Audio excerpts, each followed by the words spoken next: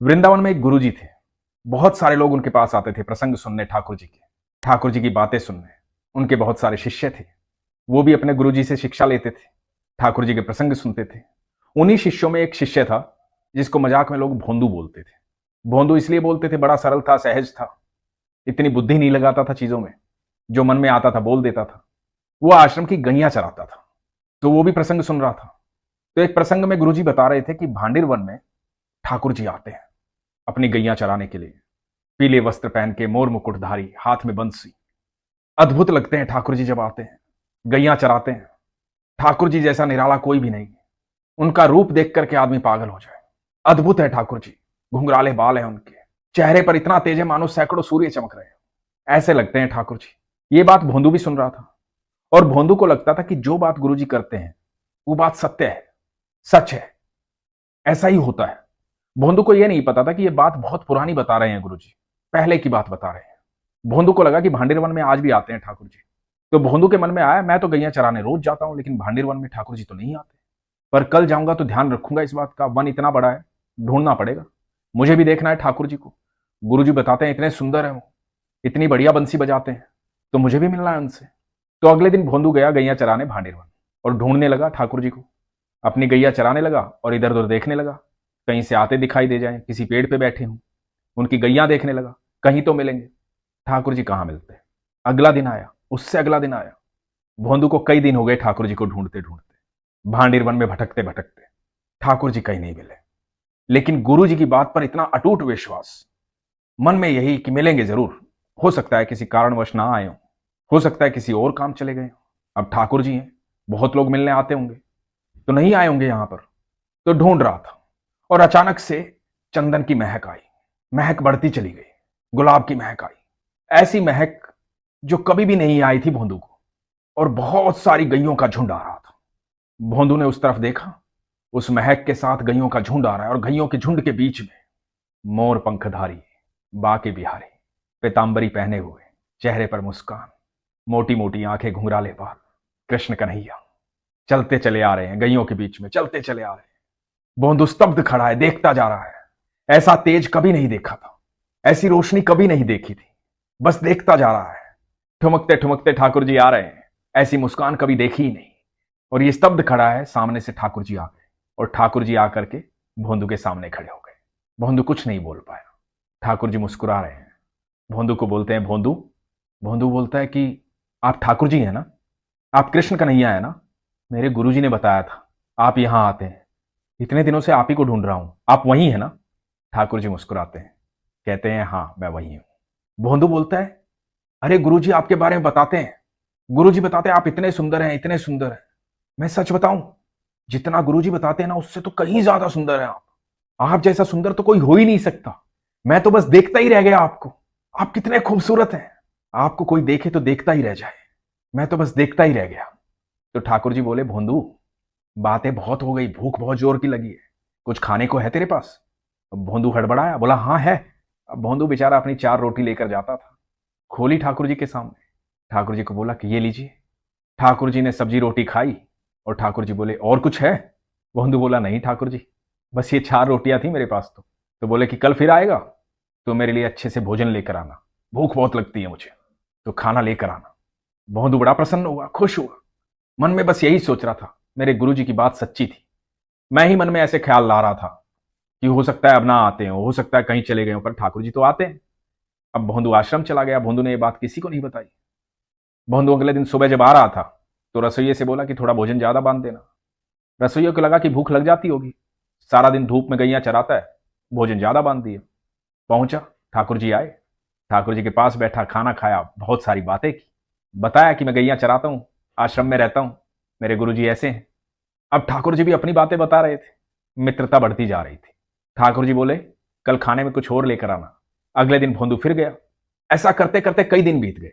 भोंदू खाना लेकर जाता, ठाकुर जी रोज खाना खाते। एक दिन रसोइये ने गुरुजी से शिकायत कर दी, कहा कि पता नहीं ये भोंदू को क्या हो गया, कई दिन से ज्यादा खाना लेकर जाता है, समझ में नहीं आ रही, ये कहीं खाना बांटता तो नहीं है, कहीं इतना खाना तो नहीं खाता था ये।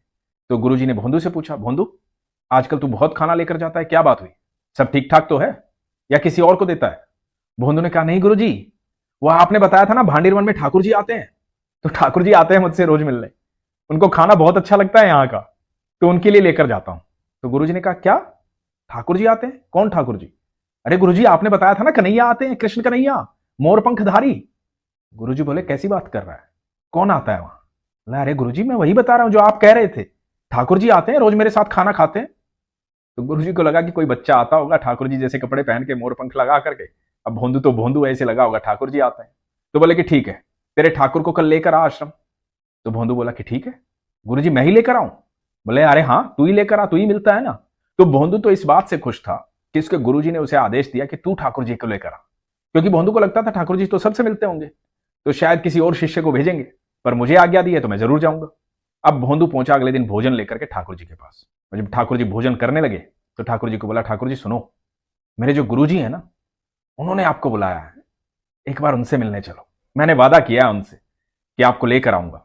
ठाकुर जी बोले सुनो भैया, मैं तुम्हारा दोस्त हूं, तुम्हारा मित्र हूं, किसी और के लिए नहीं जाऊंगा, और तुम्हारे गुरुजी से मेरा क्या वास्ता, मेरा वास्ता तुमसे है, तुम मेरे साथ बैठो, बातें करो, खाना खाओ, जो तुम्हारा मन करता है करो, जब तुम बुलाओगे मैं आ जाऊंगा, लेकिन किसी और के लिए नहीं जाऊंगा। भोंदू बोला नहीं नहीं ये गलत बात है, ऐसे क्यों नहीं जाओगे, और गुरुजी से वास्ता क्यों नहीं है? गुरुजी की वजह से मैं आपको जानता हूं, अरे गुरुजी ने शिक्षा दी थी, गुरुजी ने आपके बारे में बताया था, तभी तो आपको ढूंढ रहा था यहां। तो ठाकुर जी बोले कोई बात नहीं, अब तो तुम मिल गया ना, मैं कहीं नहीं जाऊंगा, तुझे मुझसे मिलना है तो मुझसे मिल, मेरे साथ खाना खा। अब भोंदू को बड़ा बुरा लगा कि मेरे गुरुजी के बारे में ऐसा बोला। भोंदू ने ठाकुर जी के सामने से भोजन उठा लिया। भोंदू बोला देखो खाना खाना है ना तो मेरी बात माननी पड़ेगी। अब ठाकुर जी बोले कि भैया खाना खाऊं ना खाऊं, लेकिन मैं ये बात नहीं मानूंगा, मैं तो तेरे साथ ही बैठ सकता हूं और किसी के पास नहीं जाऊंगा। भोंदू बोला कि ठीक है कोई बात नहीं, ना मैं आज के बाद खाना लाऊंगा, ना मैं आपसे मिलूंगा, आज के बाद आना भी मत मेरे पास, मैं जा रहा हूं। जिन गुरुजी की वजह से मैं आपको जानता हूं, आप उनसे मिलने के लिए मना कर रहे हो, आप कह रहे हो कि उनसे वास्ता क्या है, ये बहुत गलत बात है, आप मेरे गुरुजी से नहीं मिलोगे।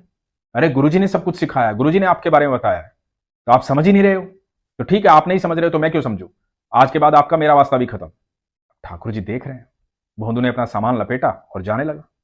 ठाकुर जी को यह बात बर्दाश्त नहीं हुई, इतने सरल और इतने सीधे भक्त से ठाकुर जी क्यों नहीं मिलना चाहेंगे, हमें तो अंदाजा भी नहीं है कि ठाकुर जी हमसे कितना प्यार करते हैं। ठाकुर जी भोंदू की सरलता पर मुस्कुरा रहे थे। भोंदू बढ़ता जा रहा था, भोंदू को आवाज दी भोंदू रुको, हम भोंदू रुकने को तैयार नहीं।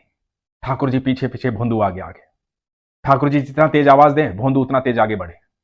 तो ठाकुर जी ने भाग करके भोंदू को पकड़ लिया और भोंदू की पीठ पर बैठ गए।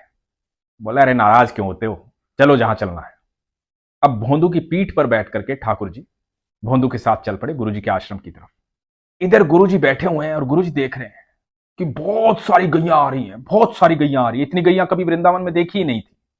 छोटी छोटी बच्चियां आ रही हैं, वही चंदन और गुलाब की महक आ रही है, और उनके बीच में आ रहे हैं भोंदू की पीठ पर बैठे हुए ठाकुर जी।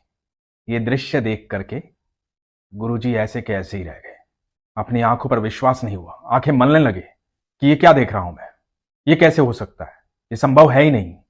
वही तेज, वही प्रकाश जो आज तक सिर्फ किताबों में पढ़ा था, ग्रंथों में पढ़ा था, साहित्यों में पढ़ा था, गुरुओं से सुना था, कभी देखा नहीं था, आज सामने दिख रहा था। भोंदू की पीठ पर बैठे हुए बाके बिहारी, कृष्ण कन्हैया, मोर मुकुटधारी। और गुरुजी देख रहे हैं, और देखते देखते गुरुजी निढाल हो जाते हैं, मूर्छित हो जाते हैं। ठाकुर जी को लेकर के भोंदू पहुंचता है गुरुजी के पास और आवाज देता है गुरुजी उठो, ठाकुर जी आ गए हैं। गुरुजी को उठाता है, सामने ठाकुर जी को गुरुजी देख रहे हैं, भोंदू को देख रहे हैं, आंखों पर विश्वास नहीं हो रहा है। ठाकुर जी मुस्कुरा रहे हैं और गुरुजी ने सबसे पहले भोंदू के चरण स्पर्श किए, ठाकुर जी के चरण बाद में स्पर्श किए। गुरुजी ने कहा कि तेरे जैसा सच्चा, सरल, तेरे जैसा प्यारा कोई हो ही नहीं सकता, मैं भी नहीं, कोई भी नहीं। पूरे ब्रह्मांड का मालिक, तीनों लोकों का मालिक तेरी पीठ पर बैठा है, धन्य है तू भोंदू। ठाकुर जी को धन्यवाद किया, ठाकुर जी मुस्कुराए और अंतर ध्यान हो गए। तो एक शिष्य ने गुरु को ठाकुर जी के दर्शन करवाए। ये सिर्फ सरलता की बात है, सहजता की बात है। भगवान को किसी की भी चालाकी पसंद नहीं है। हम भले ही कितनी बातें करें, कितना भी अपने आप को समझदार समझें, कुछ भी कहें, लेकिन ईश्वर को सिर्फ सरलता पसंद है, सिर्फ सहजता पसंद है। कभी भी आप सच्चे दिल से, सरलता से ईश्वर को याद करोगे, ईश्वर आपसे मिलने जरूर आएंगे, क्योंकि वो हमसे कभी दूर नहीं होते। मैं हमेशा एक ही बात कहता हूं, ठाकुर जी ने कहा है कि मैं हर समय तुम्हारे साथ रहता हूं, साक्षी भाव में। जब पुकारोगे तुम्हारे समक्ष आ जाऊंगा।